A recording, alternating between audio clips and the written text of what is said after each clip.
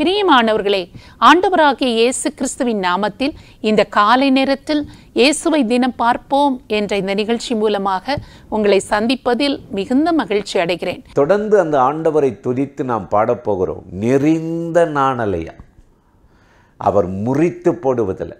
நமக்கு ஒரு சின்ன பிரச்சனை, ஒரு ஆளோட ஒரு மனமாக இல்லைன்னா அவர் வேண்டாம், விட்டு விலகுறோம், ஓடி போயிடுறோம் இல்லையா, விலகி போயிடுறோம். ஆனால் இவர் அப்படி இல்லைங்க. நெறிந்த நாணலை தேவன் முறிப்பதில்லை. அதை பற்றியதான ஒரு பாடலை பாடி நாம் தேவாதி தேவனை மகிமைப்படுத்துவோமா? சேர்ந்து பாடுவோம், வாங்க பாடிடுவோம்.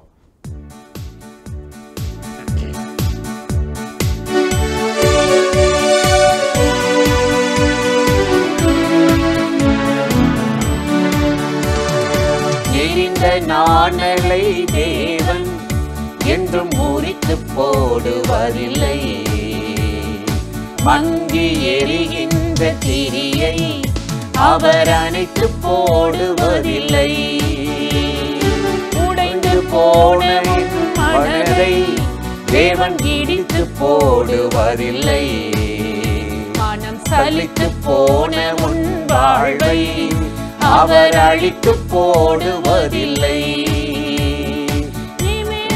நிற்கச் செய்வார், விளக்கு எரியச் செய்வார். உன்னை நிமிர்ந்து நிற்கச் செய்வார், உன் விளக்கு எரியச் செய்வார். என்னை அபிஷேகத்தால் உன் பாத்திரம் நிரம்பச் செய்வார். என்னை அபிஷேகத்தால் பாத்திரம் நிரம்பச் செய்வார். நிரம்பி வழியச் செய்வார், உன்னை நிரம்பி வழியச் செய்வார்.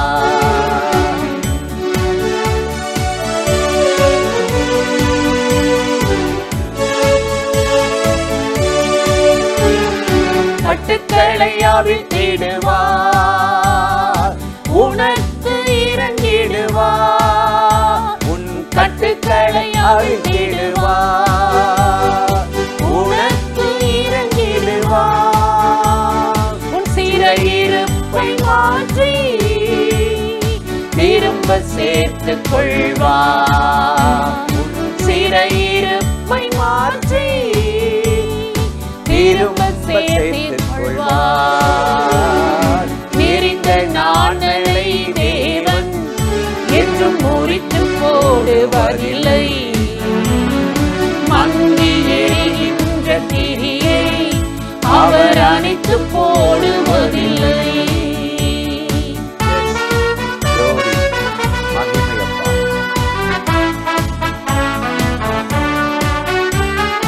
நன்மையால் உண்பாயை திருப்தியாக்கிடுவார்.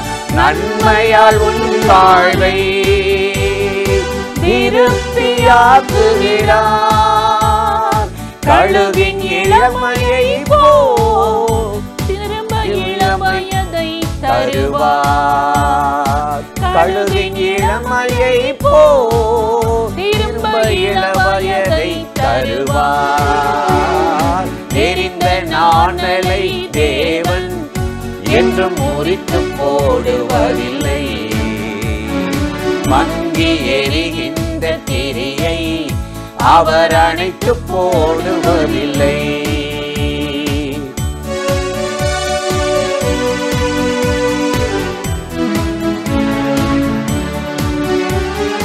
தகப்பன் பிள்ளைகளுக்கு இரக்கம் செய்வது போல், தகப்பன் பிள்ளைகளுக்கு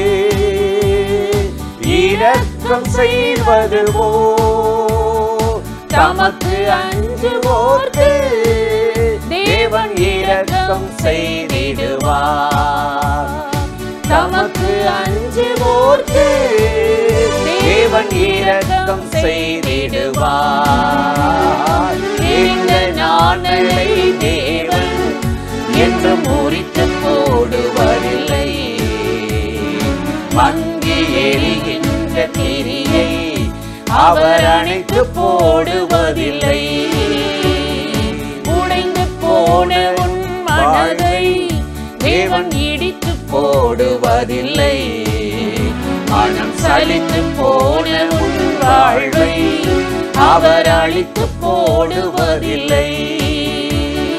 நிமிர்ந்து நிற்கச் செய்வார், விளக்கு எரியச் செய்வார். உன்னை நிமிர்ந்து நிற்கச் செய்வார், உன் விளக்கு எரியச் செய்வார். என்னை அபிஷேகத்தால் உன் பாத்திரம் நிரம்பச் செய்வார். என்னை அபிஷேகத்தால் உன் பாத்திரம் நிரம்பச் செய்வார். நிரம்பி வழியச் செய்வார், உன்னை நிரம்பி வழியச் செய்வார். என்றும் நிரம்பி வழியச் செய்வார், நிரம்பி வழியச் செய்வார். அல்லேலூயா, அல்லேலூயா,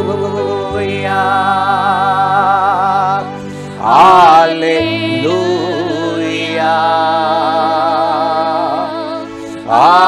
அல்லேலூயா, அல்லேலூயா,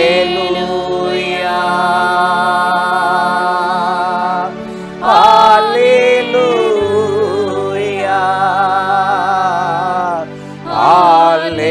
அல்லேலூயா,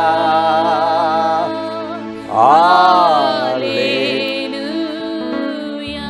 இதுவரை உதவிய எபினேசர் உண்டே, எனக்காக செய்கிற இதுவரை உதவிய எபினேசர் உண்டே. இனியும் நடத்தி செய்வார்,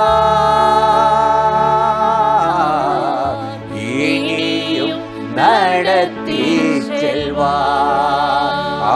அல்லேலூயா, அப்படியே பாடி ஆராதிக்க பார்ப்போம். அல்லேலூயா,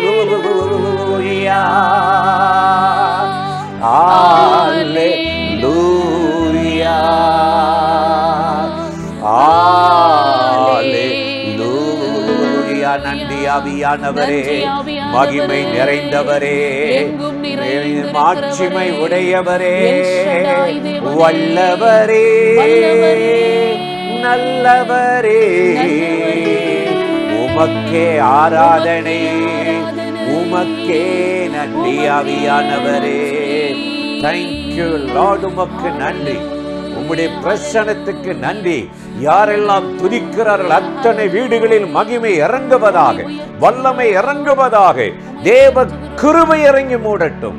இந்த நாளில் உம்முடைய பிள்ளைகளை ஆசீர்வதித்து பலப்படுத்தி எல்லா போராட்டத்துக்கும், வேதனைக்கும், பிரச்சனைக்கு விலை காத்துக்கொள்ளும். உங்க தயவுக்கும் கிருபைக்கும் மகிமைக்கும் அர்ப்பணிக்கிறோம். இயேசுவின் நாமத்தில் இந்த துதி ஸ்தோத்திரத்தை ஏறெடுக்கிறோம், எங்கள் உயிருள்ள நல்ல பிதாவே. ஆமீன், ஆமீன். நியாயாதிபதிகள் 8ஆம் அதிகாரம் 4வது வசனத்தில் நாம் வாசிக்கிறோம், கிதியோன் யோர்தானுக்கு வந்தபோது அவனும் அவனோடு இருந்த 300 பேரும் அதை கடந்து போய் விடாய்த்திருந்தும் சத்துருவை பின்தொடர்ந்தார்கள் என்று சொல்லி நாம் வாசிக்கிறோம். இந்த கிதியோனுடைய வாழ்க்கையில் மீதியானியர்கள் வந்து ஒன்றுமில்லாமல் எல்லாவற்றையும் அபகரித்து அந்த தேசத்தையே கெடுத்து போட்டிருக்கும் பொழுது, இந்த கிதியோன் கொஞ்சம் கோதுமையை காப்பாற்றுவதற்காக அந்த கோதுமையை மீதியானியரின் கைக்கு தப்புவித்து கொண்டிருந்தான், போரடித்து கொண்டிருந்தான். அந்த நேரத்தில் தேவனாகிய கர்த்தர் அந்த கிதியோனை சந்தித்து, உனக்கு இருக்கிற இந்த பலத்தோட போ, உன்னை அனுப்புகிறவர் நான் அல்லவா, மீதியானியருடைய கைகளுக்கு இஸ்ரவேலை நீ தப்புவித்து ரட்சிப்பாய் என்று அவனோடு பேசும்போது அந்த கிதியோனால் நம்பவே முடியவில்லை. எப்படி இதெல்லாம் நடக்கும்? நானோ மிகவும் எளியவன், எங்கள் குடும்பம் மிகவும் சிறியது, எனக்கிட்ட எந்த பலனும் இல்லை. இப்படிப்பட்ட சூழ்நிலையில் மீதியானியர்கள் எவ்வளவு படையோடு வந்து தேசத்தையே கெடுத்து போட்டிருக்கும் போது நான் ஒருவன் என்ன செய்துவிட முடியும் என்று தன்னுடைய பலத்தை எண்ணி அவன் கலங்கின போது, உனக்கிருக்கிற இந்த பலத்தோட போ, உன்னை நான் அல்லவா அனுப்புகிறேன் என்று சொல்லி தைரியப்படுத்தி அந்த கிதியோனை ஆண்டவர் பலப்படுத்தி அனுப்பினார். நான் உன்னோடு கூட இருக்கிறேன், நான் உன் கூட இருந்து மீதியானியருடைய கைகளுக்கு இஸ்ரவேலை தப்புவிக்கும்படியாக, ஜனங்களை காப்பாற்றி ரட்சிக்கும்படியாக உன்னை நடத்துவேன் என்று அவனை பலப்படுத்தி அனுப்புகிற போது, அவர்கள் சற்று தூரம் அவர்கள் பிரயாணப்படுகிற போது அவர்கள் விடாய்த்து போனார்களாம், தளர்ந்து போனார்களாம். இன்னும் எவ்வளவு காலத்துக்கு இப்படிப்பட்ட பாதையிலேயே நான் போக வேண்டும்? எவ்வளவு காலத்துக்கு நான் இந்த சோதனைகளை சுமந்து கொண்டே திரிய வேண்டும்? எவ்வளவு காலத்துக்கு இந்த மன உளைச்சலோடு நான் போராட வேண்டும்? எப்பொழுது எனக்கு இந்த காரியத்தில் ஒரு விடிவு காலம் வரும் என்று சொல்லி இன்றைக்கு அநேக காரியங்களில் நாம் கலங்கி நிற்கிறது போல, இந்த கிதியோனும் அவனோடு இருந்த 300 பேரும் விடாய்த்து போய்விட்டார்களாம். தொய்ந்து பலவீனப்பட்டு, இனி நம்மால் தொடர முடியுமா? இனி நம்மால் அடுத்த அடி எடுத்து வைக்க முடியுமா? நாம் மீதியானியரை முறியடித்து விடுவோமா? இஸ்ரவேல் ஜனத்தை காப்பாற்றி விடுவோமா என்ற நம்பிக்கையெல்லாம் இழந்து தடுமாறி திடனற்றவர்களாக விடாய்த்து போயிருந்தார்களாம். ஆனால் அப்படிப்பட்ட விடாய்த்திருந்த நிலைமையிலும் சத்துருவை அவர்கள் பின்தொடர்ந்து கொண்டே இருந்தார்கள். அவர்களுக்கு பலன் இல்லை, உண்மைதான். அவர்களுக்கு சத்துவம் இல்லை, உண்மைதான். சரீரத்தில் கூட அவர்களுக்கு தொடர்ந்து நடக்க திராணி இல்லாமல் இருந்திருக்கலாம். ஆனாலும் அவர்கள் சத்துருவை பின்தொடர்வதை நிறுத்தவே இல்லை. அவர்களுடைய பலவீனப்பட்ட நிலைமையிலும் சத்துருவை அவர்கள் பின்தொடர்ந்து போய்கொண்டே இருந்தார்கள்.